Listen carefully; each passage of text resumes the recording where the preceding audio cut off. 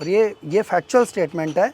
जो लोग बागवानी करते हैं they people remain fit through out the life. उनको ब्लड प्रेशर, डायबिटीज़, हाइपरटेंशन जैसे टेंशन है या और मानसिक तरह का कोई भी तनाव नहीं रहता है।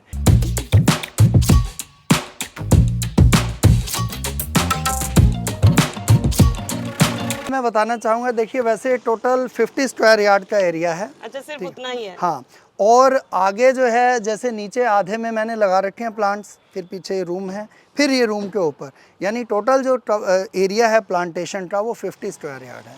तो 50 स्क्वायर यार्ड को जगह में सैकड़ों के करीबन आपने प्लांट्स यहाँ पर लगा रखे।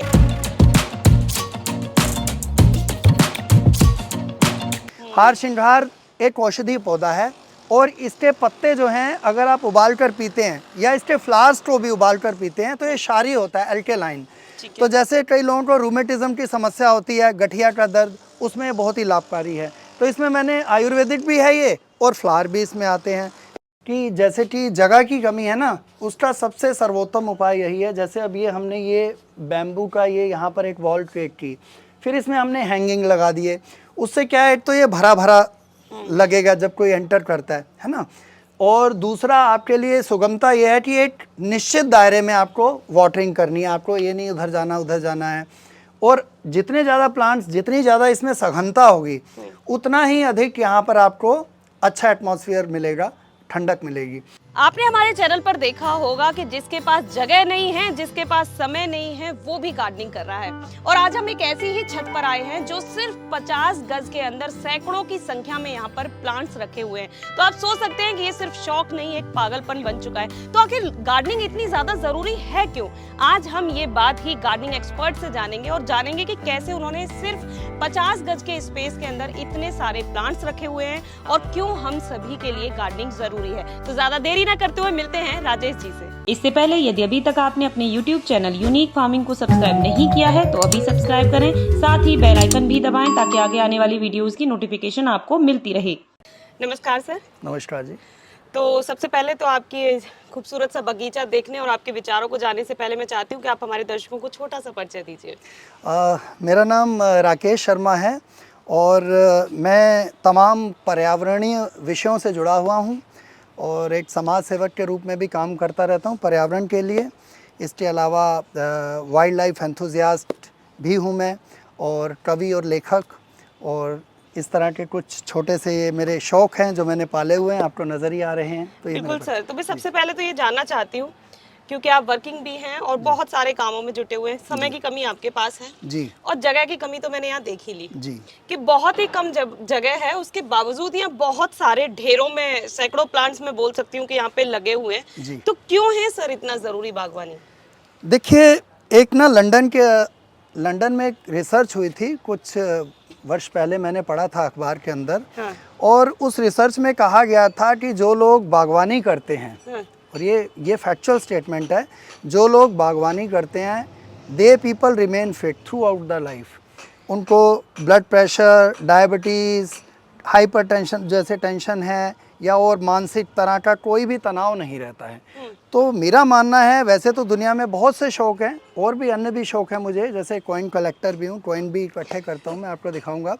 लेकिन जो बागवानी का शौक़ है ये आपको फिजिकली और मेंटली बिल्कुल फिट रखता है। तो जब तक हम किसानी से, आज आप देखिए सलमान खान के वीडियो, धर्मेंद्र जी के बड़े बड़े फार्म हाउसेज में वो ट्रैक्टर चलाते आपको नज़र आ रहे हैं, तो ये उनके भीतर का किसान है जो किलोले मार रहा है।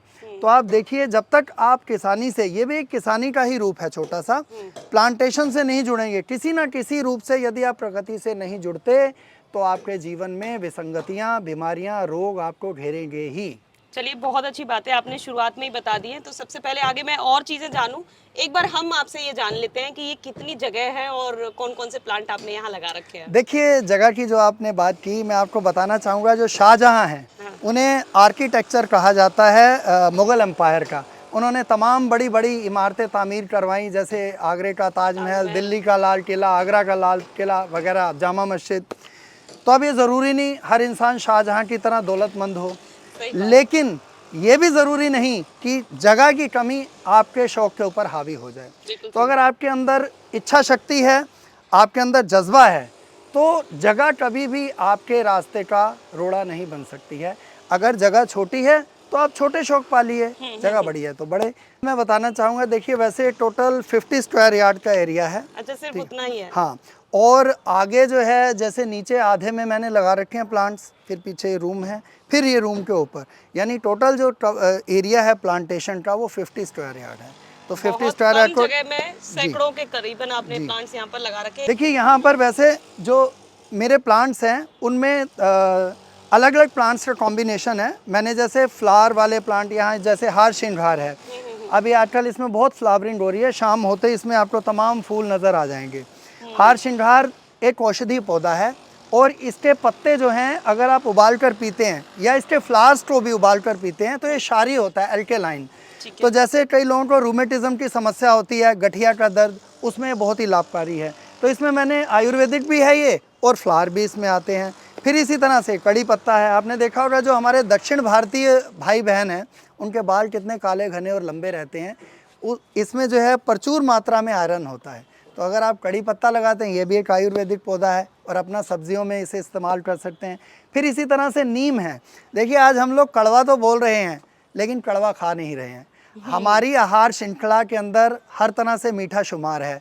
हम लोग क्या कहते हैं, मिठाइयाँ खा रहे हैं, हर चीज़ खा रहे हैं, लेकिन कड़वा हम नहीं खाते। तो कड़वा हमारी डाइट चेन में है नहीं, इसे हमें अलग से खाना पड़ेगा। तो जब इसके पत्ते निकलते हैं ना, ये कूले, ये आप चबा के खाएं तो आपका ब्लड प्यूरिफिकेशन का काम करेगा और आपको स्किन डिसीजेज नहीं। तो मैंने जो यहाँ कॉम्बिनेशन बिठाया, फिर आप देख रहे हैं यहाँ फ्रूट बेरिंग प्लांट्स है। ये देखिए आप, ये देखिए छोटे से पौधे में लगभग इसमें 10-12 अमरूद लगे हुए हैं अभी, और ये जाड़ों में बिल्कुल पक जाएंगे।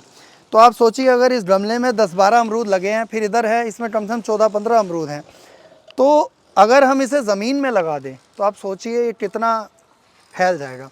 तो मेरे यहाँ जो कॉम्बिनेशन है, कुछ हर्ब्स लगाई हैं, कुछ फ्रूट्स लगाए हैं, कुछ फ्लावर्स लगाए हैं। जैसे यहाँ पर ये आप बिगुनवेलिया लगाई हैं 4-5 तरह की, उधर नींबू है ना। तो इस तरह के मैंने प्लांट्स। अच्छा, ये जैसे इसके बारे में मैं बताना चाहूँगा आपको, ये है हमारा जूही, बहुत ही बेहतरीन पौधा है ये, और इसमें इतनी फ्लावरिंग आती है, खुशबूदार फूल इसमें आते हैं। जूही को आप लगा दें, ये गर्मी भर जो है इसी तरह से झाड़ बना रहता है, देखने में भी सुंदर लगता है। और अगस्त से लेकर के इसमें दिसंबर तक इसमें खूब फूल आते हैं और ये खूब फैलता है। इसको जो मोटी चेन होती है लेंटर वाली, उसको इस तरह से लगा के अंदर से मोड़ करके, और इसमें मैंने स्टोन भर के, और ये जेड प्लांट है, इसको लगाया था। फिर आप इसे यहाँ से बांध दीजिए, लंबी टहनी लेके यहाँ से, तो ये लगभग 2 बरस में ऐसे तैयार हो जाता है। बहुत सुंदर ये।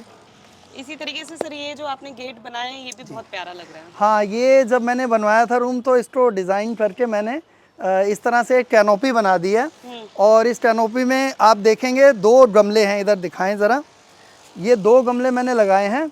तो इधर से जो है ये मैंने इसमें टिकोमा लगा रखा है। टिकोमा बहुत सुंदर, जैसे भोपू होता है वैसा फ्लावर होता है, टिकोमा है। और अल्मोंडा है, अल्मोंडा में येलो फ्लावर्स आते हैं, बहुत ही सुंदर लगे हुए भी है जी। तो ये लगे हुए हैं यहाँ। तो ये अब दोनों तरफ से देखिए, ये रहा अल्मोंडा के फ्लावर। तो ये अब दोनों तरफ से कैनोपी सी बन रही है। फिर इधर अपराजिता है 2 तरह की, इसमें नीला अपराजिता और सफ़ेद। ये भी एक आयुर्वेदिक प्लांट है। अभी देखिए इसके सीडलिंग तैयार हो गए हैं। ये जो आप देख पा रहे हैं ये सेकंड पार्ट है जो हमने अभी आपको छत पर दिखाया। अब सेकंड पार्ट में जैसे ये एरिका पाम है, इसके बारे में बता दूं। अगर आप अपने घर में चाहते हैं, आजकल पॉल्यूशन बहुत ज़्यादा हो रहा है, तो प्रदूषण को भी नियंत्रित करने में इसका काफ़ी योगदान रहता है। और ये श्रबी प्लांट है, काफ़ी श्रब की तरह, झाड़ की तरह।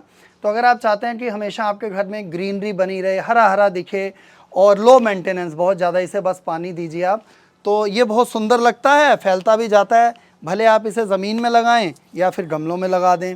फिर इधर मैं आपको दिखाना चाहूँगा, ये देखिए, ये भी बहुत ही खूबसूरत है। ये बैम्बू, ये मैंने तैयार किए हैं अभी। ये देखिए कितना प्यारा लग रहा है। ये भी एक श्रब की तरह, झाड़ की तरह फैलता जाता है। आप इस तरह से अगर बैम्बू लगा लें तो ये भी आप अपने रूम में भी इसे सजा सकते हैं। और ये साल भर चलने वाला पौधा है, ये ऐसा नहीं कि मर जाए, चाहे गर्मी हो चाहे सर्दी, ये ऐसे ही चलता रहता है। फिर इधर आप, इसका नाम मुझे याद नहीं आ रहा है, ये मेरे पास थे, एक सिंगल प्लांट था, आप देखिए ये, और इस सिंगल प्लांट से मैंने 4 प्लांट बना लिए। तो इस तरह से आप प्लांट से और भी प्लांट्स तैयार कर सकते हैं। फिर इधर ये सिंगोनियम है, ये अच्छा लगता है, आप अपने घर में लगा लें, ग्रीनरी हमेशा बनी रहती है। फिर ये सेंसेवेरिया है, ये जिसे मदर इन लॉ टंग कहते हैं, इस तरह से। फिर ये यहाँ पर हैंगिंग बास्केट्स हैं। और इधर देखिए, ये इसके बारे में मैं बताऊं, ये है मड़ुआ, जिसे हम न्याज़बो कहते हैं, है ना। और मुझे किसी ने बताया कि अगर आप इसकी एक पत्ती को रोज़ चबाएं तो ब्लड प्रेशर कंट्रोल में रहता है।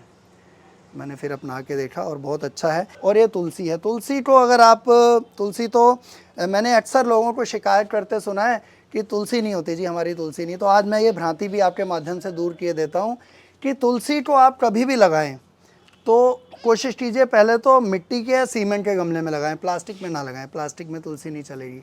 दूसरी बात मैं आपको बता देना चाहता हूँ, तुलसी को इस तरह के सेटअप में रखिए, जैसे ग्रीन है ना, ये अंडर द शेडो। आप इसे बहुत ज़्यादा धूप में रखेंगे तब भी मर जाएगी, और विंटर में अगर आप ऊपर छत पे रख देंगे तो पाले से मर जाएगी। तो इसको बिल्कुल ऐसा ही चाहिए, हल्की धूप, मीठी धूप, तुलसी चलेगी। और दूसरी चीज़, जब भी आप इनमें वाटरिंग करें, पानी करें, तुलसी में पानी तभी डालें जब ऊपर का पानी सूख जाए।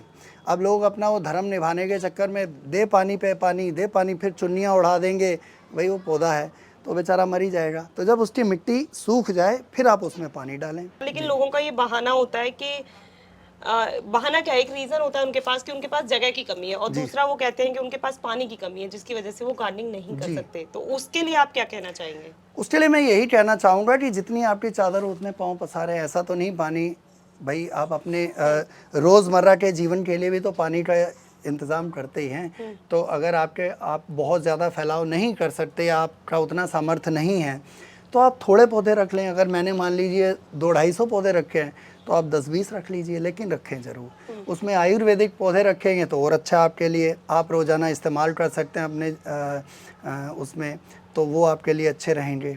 तो मैं ये भी आपने बिल्कुल सही कहा कि जैसे कि जगह की कमी है ना, उसका सबसे सर्वोत्तम उपाय यही है। जैसे अब ये हमने ये बैम्बू का ये यहाँ पर एक वॉल केक की, फिर इसमें हमने हैंगिंग लगा दिए, उससे क्या है, एक तो ये भरा भरा लगेगा जब कोई एंटर करता है ना।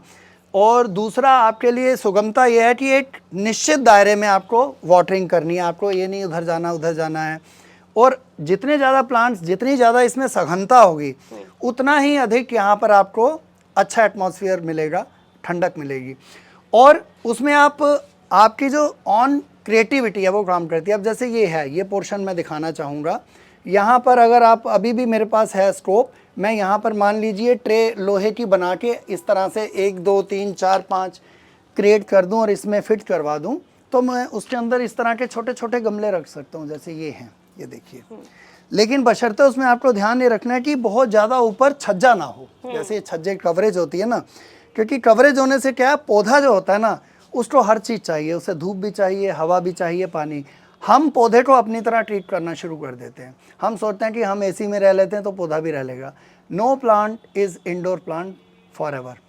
किसी भी पौधे को आप 2 दिन 4 दिन 5 दिन अंदर रख सकते हैं। आप ये सोचे परमानेंटली तो मर जाएगा पौधा, आपको बाहर लाना ही पड़ेगा उसे। ठीक है, एक चीज़ और मैं जानना चाहती हूँ आपसे कि आपने गार्डनिंग शुरू की और गार्डनिंग ने आपके अंदर क्या ऐसे बदलाव लाए कि जिसकी वजह से आप लोगों को मोटिवेट करना चाहते हैं कि हर किसी को अपने घर में पौधे लगाना चाहिए? गार्डनिंग करने से मेरे अंदर ये बदलाव आया, पहले तो मेरी प्रकृति के प्रति जो है रुचि बढ़ी, समीपता बढ़ी। और मुझे लगता है प्रकृति रक्षितो रक्षिता, ऐसा कहा जाता है कि प्रकृति जो है की जो रक्षा करते हैं, प्रकृति उनकी रक्षा करती है। तो यदि आप प्रकृति से जुड़ेंगे, आप हमेशा शांत रहेंगे, सेटिस्फाइड रहेंगे लाइफ में, मारा मारी नहीं रहेगी ज़्यादा, मतलब।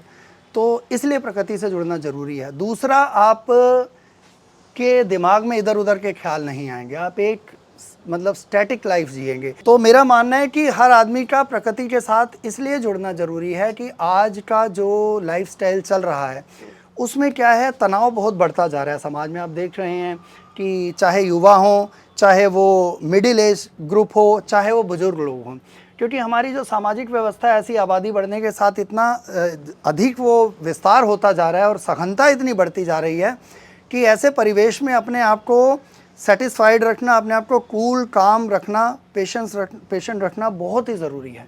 और मुझे लगता है प्रकृति ही एक ऐसा माध्यम है जिससे आप अपने आप को साध के रख सकते हो। तो बहुत अच्छी बातें यहाँ पर आपने हमें बता दी हैं और लोगों को समझा दिया एक तरीके से कि चाहे जगह आपके पास बेशक कम हो, लेकिन वो मात्र एक बहाना है, आपको उसको छोड़ना पड़ेगा।